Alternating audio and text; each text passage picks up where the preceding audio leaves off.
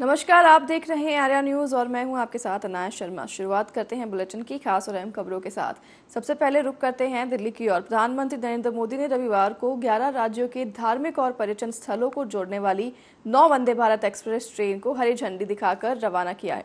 इन राज्यों में से राजस्थान, तमिलनाडु, तेलंगाना, आंध्र प्रदेश, कर्नाटक, बिहार, पश्चिम बंगाल, केरल, ओडिशा, झारखंड और गुजरात शामिल हैं। प्रधानमंत्री ने वीडियो कॉन्फ्रेंस के जरिए इन रेलगाड़ियों को हरी झंडी दिखाई।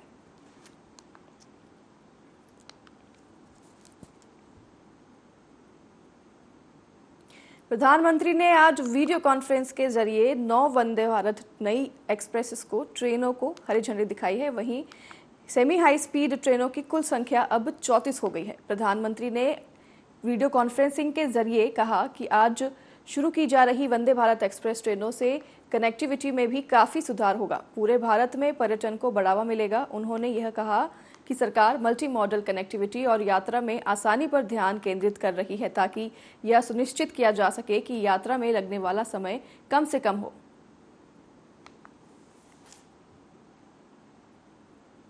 और हम जानते हैं कि हमारे यहां हजारों रेलवे स्टेशन ऐसे हैं जो गुलामी के काल के हैं, जिनमें आजादी के 75 साल बाद भी बहुत बदलाव नहीं आया था।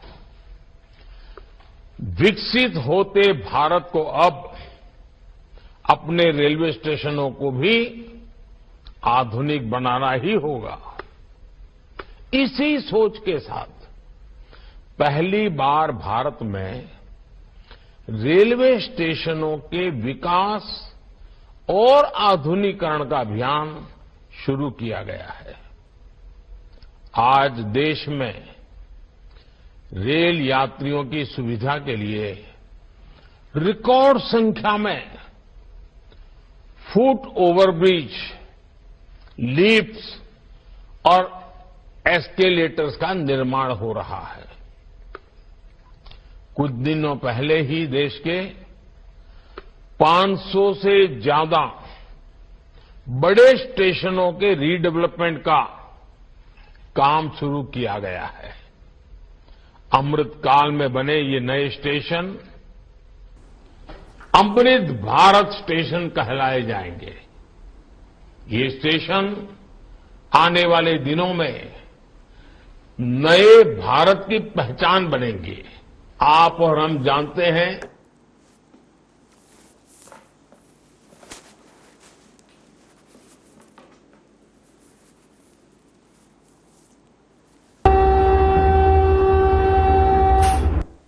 काशी की एक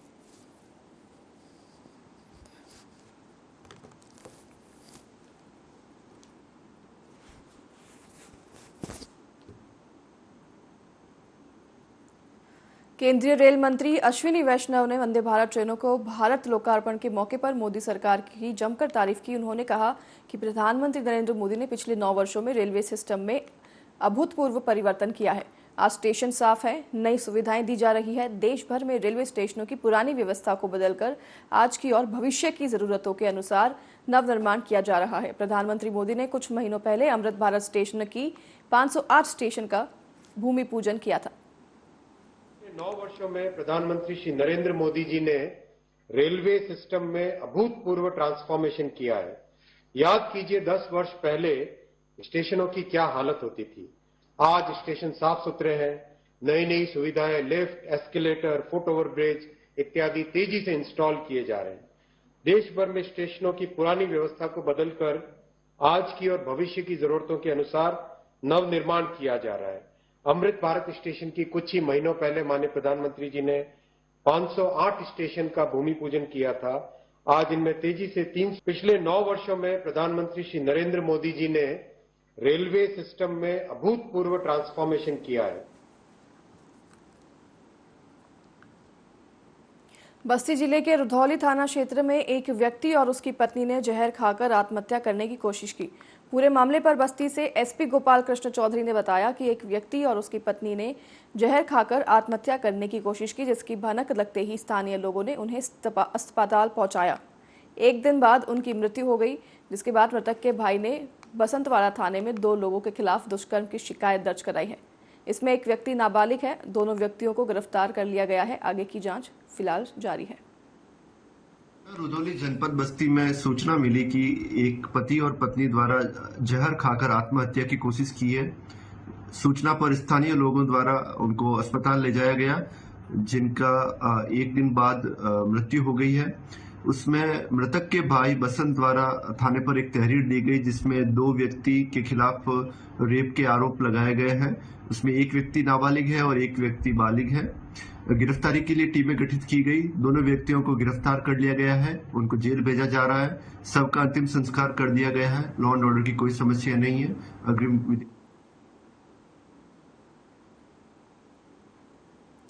सिकंदराबाद के भराना गांव में गगन नहर वाले नर्मदेश्वर महादेव आश्रम पर राधा अष्टमी का महापर्व बड़ी धूमधाम से मनाया गया। गांव में मनमोहक झांकियां निकाली गई, जिनमें राधा कृष्ण, राम दरबार, शिव परिवार दरबार, लगभग 7 झांकियां निकाली गई। गांव में सभी झांकियों पर लोगों ने पुष्प वर्षा कर भव्य स्वागत किया।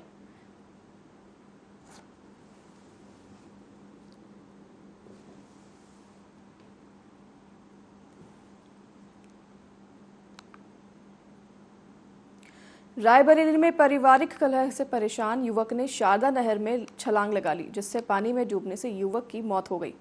मृतक युवक का शव कई किलोमीटर दूर नहर से पुलिस ने बरामद किया है और यह पूरा मामला भदोकर के जनसेरा गांव का है, जहां के रहने वाले 35 वर्षीय युवक ने पारिवारिक कलह से परेशान होकर नहर में छलांग लगा दी। युवक को डूबता देख वहां हड़कंप मच गया, जिसके बाद स्थानीय लोगों की सूचना पर पहुंची पुलिस ने डूबे युवक की तलाश शुरू की, लेकिन युवक का शव कई किलोमीटर दूर ऊंचाहार थाना क्षेत्र के मिर्जापुर एहारी गांव के पास नहर में मिला। युवक की मौत से जहां परिवार में हड़कंप मचा हुआ है, वहीं पुलिस ने शव कब्जे में लेकर पोस्टमार्टम के लिए भेज दिया है और आगे की विधि शुरू कर दी है।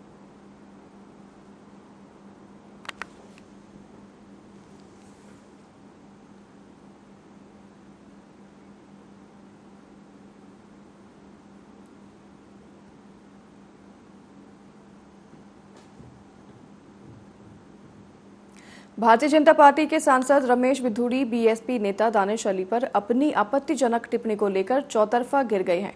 संसद में बीएसपी नेता पर उनके टिप्पणी के खिलाफ न सिर्फ पार्टी के बाहर से आवाज उठ रही है, बल्कि बीजेपी के नेता भी उनके बयान की निंदा कर रहे हैं। इस बीच बीजेपी नेता और उत्तर प्रदेश के कैसरगंज से सांसद ब्रजभूषण शरण सिंह ने दानिश अली को ही घेर लिया।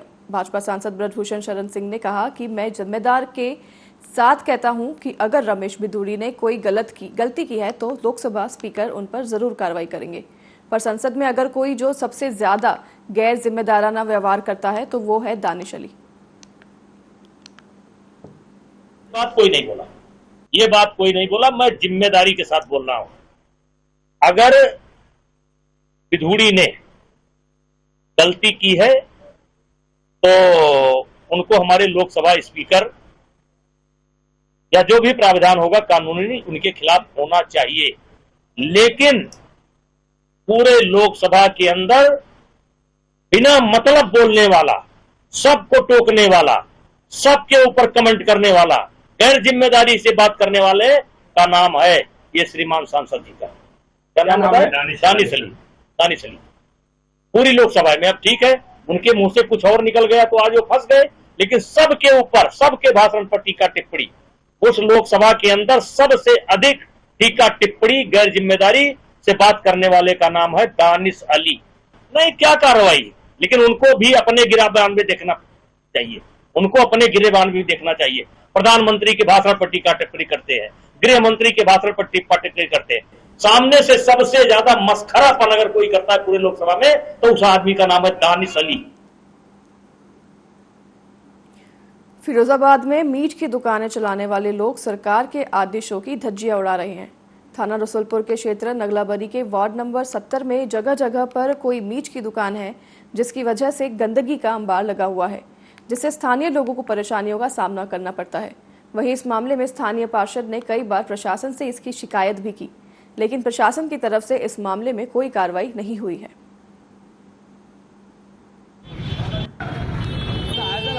लोग यहाँ पे दुकानदार शिकायत करते थे कि यहाँ गंदगी बहुत हो रही है। कोई तो मतलब कोई महुआ डाल देता है, दोस्त के छिछले डाल देता है, यहाँ के लोग जो चलते फिरते लोग मुझसे शिकायत करते हैं कि ये बोस की दुकान इतनी खुली है, बेपर्दगी होती है, तो या तो इसको थोड़ी आप उसकी गंदगी दूर करो।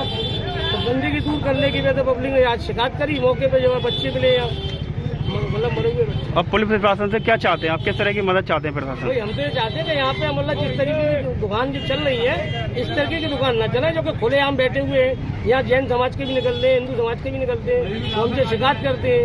अब बता रहे लोग बार यहाँ की शिकायत भी कर रहे हैं कि मरी यहाँ से काटते हैं, बोरी में बंद कर रहा है, बोरे में 2-3 दिन रख के मतलब वो उसको बेच रहा है, उसकी भी शिकायत कर रहे हैं। आए दिन लोग यहाँ पे 15 निर्देश मिले हैं, वो ये कहे गए हैं कि जो अवैध दुकानें हैं उनको बंद कराया जाए और बाकी दुकानों को मानक पूरे करा के लाइसेंस निर्गत किया जाए।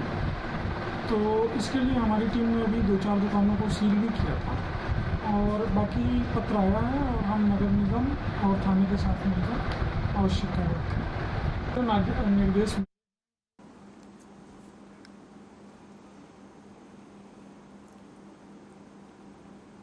मिर्जापुर नगर कटरा कोतवाली थाना क्षेत्र अंतर्गत नटवा में स्थित पॉपुलर हॉस्पिटल अपनी कारगुजारियों को लेकर हमेशा से चर्चा में रहा है। अक्सर यहां मरीज के परिजन और डॉक्टर के बीच विवाद की खबरें आती रहती हैं, परंतु कल तो गजब ही हो गया जब एक व्यक्ति जिसका की इलाज अस्पताल में किया जा रहा था और उसकी मृत्यु हो चुकी थी, उसके बावजूद भी उसे बेहतर इलाज के लिए वाराणसी स्थित अपनी मुख्य शाखा पॉपुलर हॉस्पिटल को रेफर कर रहे थे। परिजनों ने बताया कि जब अपने लड़के को लेकर यहां पहुंचे तो वह बिल्कुल ठीक था और डॉक्टर से उसने बात भी की थी, परंतु शाम होते होते डॉक्टर ने कहा कि इसकी हालत गंभीर हो रही है और इसे बेहतर इलाज के लिए हमारे मुख्य शाखा वाराणसी भेजना पड़ेगा, जिस पर परिजनों ने ऐतराज किया। फिर भी डॉक्टर के दबाव के आगे उनकी एक ना चली और अपने बेटे को बचाने के लिए उन्होंने एम्बुलेंस बुला ली, परंतु एम्बुलेंस चालक ने जब मरीज को हाथ लगाया तो कहा कि यह तो पहले से मर चुके हैं और डॉक्टर झूठ मूठ का नाटक कर रहे हैं। इसकी खबर लगते ही परिजन आक्रोशित हो गए और वहां पर जमकर हंगामा किया। हंगामे की खबर के बाद क्षेत्राधिकारी नगर मौके पर पहुंचे और परिजनों से बातचीत की। उन्होंने कहा कि पंचायतनामा भरा जा रहा है, परिजन अगर तहरीर देते हैं तो उस पर जांच की जाएगी। ये मोनू यादव सोना राम सकल यादव है, ये सताहवा घोरावल के रहने वाले हैं। ये कल जो है घोरावल में जो है इन्होंने पॉइजन खा लिया था, जिसका प्रारंभिक इलाज जो है कल जो है इन्होंने घोरावल में कराया था। आज जो है पॉपुलर हॉस्पिटल में ले आए थे, जहाँ इलाज के दौरान विधि कार्रवाई में पंचायतनामा पोस्टमार्टम की कार्रवाई कराई जा रही है। आगे जो भी जांच होगा, जो उसके घर के लोग दवाई कराई 10 बजे भर्ती कैली है का नाम बोलत बतिया, डॉक्टर खुद पूछना है तो नाम बताए सर, एक बाद भर्ती करे न दवा फवा करे तो न पार हो गया। अब हम बताई बहू क्या लड़के को क्या हुआ था? लड़के के साहब हम न बता सको का हुई, रोड पर आई को गिर गया रहना और सरकारी अस्पताल में दूसर कोई भर्ती कराए, सब हम नहीं बाद में चलिए। गाँव कहाँ पड़ेगा आपका? हमारे गांव सतौहा है। सतौहा किस थाने पे? घोरावल थाने, घोरावल सोनभद्र से आप? अच्छा, तो कब आप लोग यहाँ पर आए थे? यहाँ पर आए थे हम लोग 10 बजे आज। लड़के क्या नाम था आपका? मोनू यादव। मोनू यादव। मोनू यादव। शादी हो गया था? उम्र कितना था? 20-22 साल का शादी हो गया था। उनकी अगली खबर रायबरेली से है, जहां जमीनी विवाद को लेकर दो पक्षों में खूनी संघर्ष हो गया, जिसके चलते जमकर लाठी डंडे चले और दोनों पक्षों से 3 लोग घायल हो गए हैं। मामला सरेनी कोतवाली क्षेत्र के रौतपुर गांव का है, जहां काफी दिनों से रवि कुमार का गांव की रहने वाले रोहित से जमीन विवाद चल रहा था। रवि कुमार अपने दरवाजे पर बैठ गया था, तभी रोहित अपने परिवार के साथ आकर रवि कुमार और उसके परिवार पर लाठी डंडे से हमला करने लगा, जिससे रवि कुमार राहुल खान होकर वहीं जमीन पर पड़ गया और इसके बाद दोनों पक्षों में मारपीट शुरू हो गई। ग्रामीणों की सूचना पर पहुंची पुलिस ने सभी घायलों को इलाज के लिए 108 एम्बुलेंस से नजदीकी स्वास्थ्य केंद्र भिजवाया। वहीं दोनों पक्षों की तहरीर के आधार पर मुकदमा दर्ज कर लिया गया है और आगे की कार्रवाई में पुलिस जुट गई है।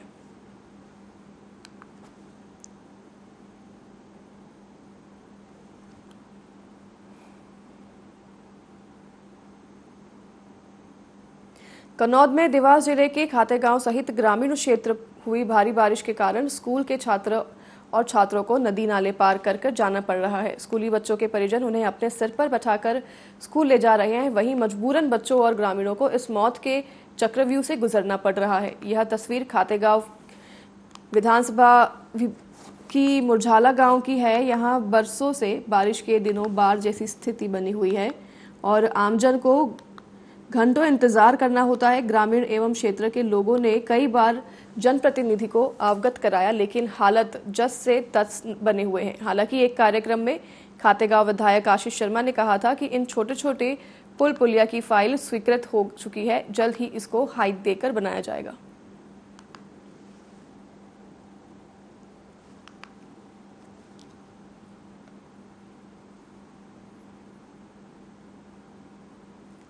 मुरादाबाद में 2.5 लाख रुपए देने का लालच देकर धर्म परिवर्तन कराने का आरोप लगाकर हिंदू संगठन ने हंगामा किया है। ईसाई मिशनरी द्वारा धर्म परिवर्तन कराने का आरोप लगाकर रजनीश नाम के व्यक्ति की कार को रोककर हिंदू संगठन के कार्यकर्ताओं ने हंगामा किया, जिसके बाद काफी समय से इलाके की महिलाओं को चर्च में ले जाकर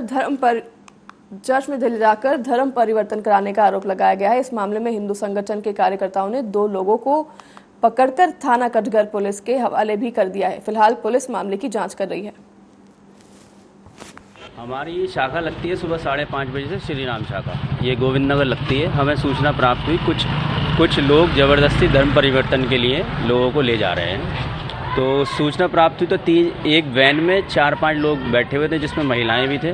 हमने उन्हें रोका तो जिनके माध्यम से धर्म परिवर्तन होता है उन लोगों को भगा दिया, जिसमें 2 महिलाएं पकड़ में आई। वो थाने में बैठी हुई हैं, जो ज़बरदस्ती धर्म परिवर्तन कराते हैं, प्रलोभन देते हैं शादी कराने का, पैसे देने का। तो यही प्रकरण है। हमारी घटना ये थी कि ये हमारी श्री राम शाखा लगती है ब्रजधाम, सामने ब्रजधाम जो मंदिर है लंका बाग के जो है, तो उसमें हमारी शाखा लगती है। तो उस शाखा में एक सूचना आई थी कि ये वैन यहाँ से हर संडे को निकलती है। हम उसकी तलाश में थे किस दिन निकलेगी। हमें सूचना मिल गई तो यहाँ के जो क्षेत्रीय जो आदमी है, जो एक वैन तो इसमें सब बराबर में खड़ी है, ये वैन जो है भर के सभी महिलाओं को लेके और वहाँ जा रहे थे अपने चर्च में किसी में। तो हमने जितने शाखा वाले उन्होंने उस वैन को पकड़ लिया था।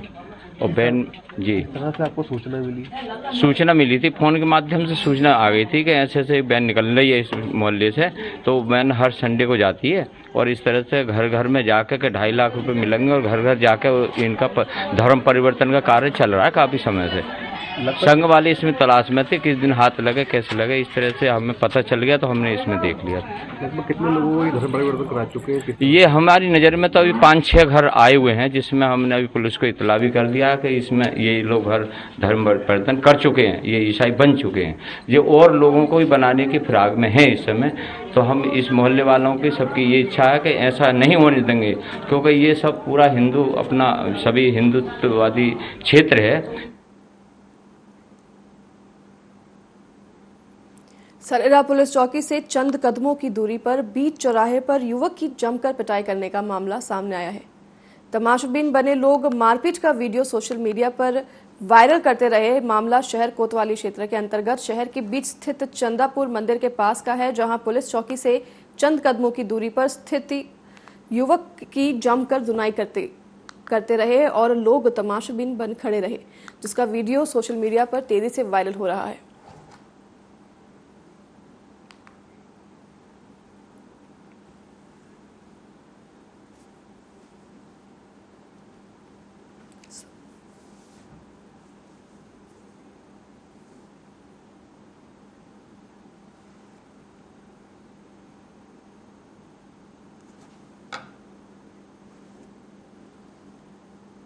मध्य प्रदेश के गृह मंत्री नरोत्तम मिश्रा ने पीएम मोदी के कार्यक्रम के बारे में जानकारी देते हुए कहा कि वैश्विक नेता आदरणीय प्रधानमंत्री श्री नरेंद्र मोदी जी सोमवार को भोपाल में आयोजित कार्यकर्ता महाकुंभ में हम सभी के मार्गदर्शन के लिए पधार रहे हैं। इस दौरान उन्होंने कमलनाथ पर भी जमकर हमला किया। उन्होंने कहा कि इंदौर में कमलनाथ जी का पत्रकारों के साथ दुर्व्यवहार बताता है कि आज भी आपकी मानसिकता इमरजेंसी वाली ही है। घमंडिया गठबंधन में जाने के बाद कमलनाथ जी का घमंड और बढ़ गया है। ये हम सबका सौभाग्य के श्रद्धेय मोदी जी कल मध्य प्रदेश में हम सबका मार्गदर्शन करने के लिए आए। कार्यकर्ताओं का महाकुंभ है और उस महाकुंभ में हम सब कार्यकर्ताओं को मार्गदर्शन वैश्विक नेता का मिलेगा। पलक पावड़े बिछाकर सभी कार्यकर्ता और जनता मोदी जी के स्वागत के लिए, वंदन के लिए, अभिनंदन के लिए आतुर है। उनकी सुरक्षा की दृष्टि से भी लगभग 4000 बल लगाया गया है। 25 आईपीएस अफसर उसमें तैनात किए गए हैं। एसपीजी, एनएसजी की टीमें आ चुकी हैं और उन्होंने भी व्यवस्था संभाल ली है। बहुत पीड़ादायी प्रसंग है वो, और इस तरह के प्रसंगों से कमलनाथ जी मन आहत होता है। और आप ये बार बार सिद्ध कर देते हैं मीडिया का, आप जिस तरह से आप मीडिया से व्यवहार करते हैं, तो वास्तव में आप इमरजेंसी की कोख से ही जन्मे हो और आपकी मानसिकता बदल नहीं रही है।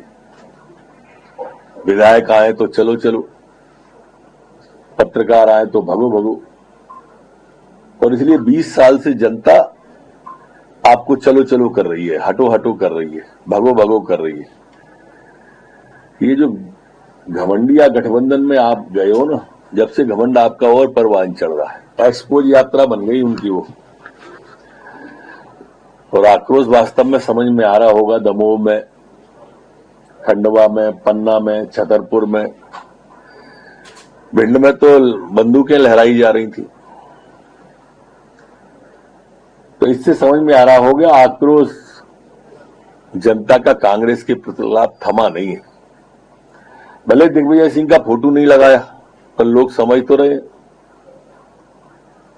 और जहां जहां जाएंगे दिग्विजय सिंह जी, वो खुद ही कह चुके हैं, मैं जाता हूं तो हारता हूं। जहां जहां संत मठाकों जाए, भैंस पड़ा दो मर जाए, ये स्थिति उनकी है।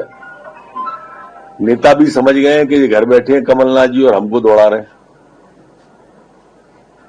अवसर आएगा तो शपथ लेने को वो होंगे, हालांकि आना नहीं है उनको, और इसलिए पाकिस्तान का सॉन्ग चुरा लें चाहे वो। इसी तरह की सिर्फ हटौल जारी रहेगी। किसको फिक्र है कि कबीले का क्या होगा? सब इस पर लड़ रहे हैं कि सरदार कौन हो। ये बधाई की बात है, हर्ष की बात भी है, और इस बात से आप समझ सकते हैं कि युवा का मानस किधर है। जो टुकड़े टुकड़े गैंग के कन्हैया कुमार जी भी गए थे, उन कन्हैया कुमार को भी समझ में आ जाना चाहिए, और राहुल बाबा को भी समझ में आना चाहिए कि युवाओं ने क्या संदेश दिया है। और इसलिए दिल्ली विश्वविद्यालय की सभी नौजवानों को बहुत बधाई। जीत तो आज के बुलेटिन में हमारे साथ बस इतना ही। आप देखते रहिए आर्या न्यूज़। नमस्कार।